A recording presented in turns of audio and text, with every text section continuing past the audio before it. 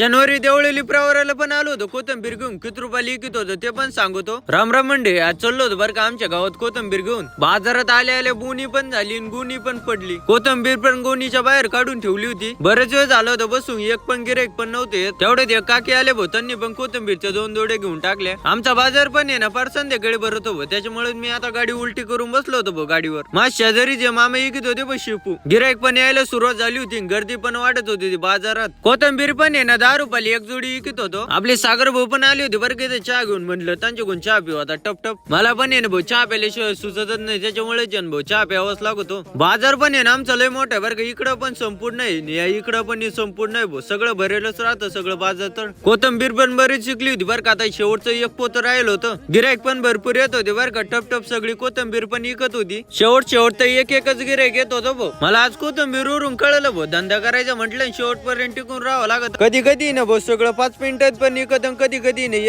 एक मिनिटाला पण विकत, कधी डायरेक्ट अर्ध्या तासाला पण विकत. त्याच्यामुळे भाऊ धंदा करायचा आणि कोणचा पण त्याच्यामुळे शेवटपर्यंत टिकून राहावं लागत. मला पण काय धंदा करायची काही अक्कल नाही भाऊ, पण काहीतरी विकल्याशिवाय काही अक्कल येत नाही. त्याच्यामुळे मी कोथंबीर घेऊन आलो होतो बरं का. शेवटची कोथंबीर पण या मामांनी सगळ्यांनी घेऊन टाकली. सगळं संपलं पण होतं. आता संध्याकाळ पण लय झाली होती. मग सगळं आवरून बिवरून डायरेक्ट चहाच्या हॉटेलमध्ये. चहा तर संपला होता पण कॉफी होती. मग टप टप कॉफी घेतो ना आता जातो होता घरी.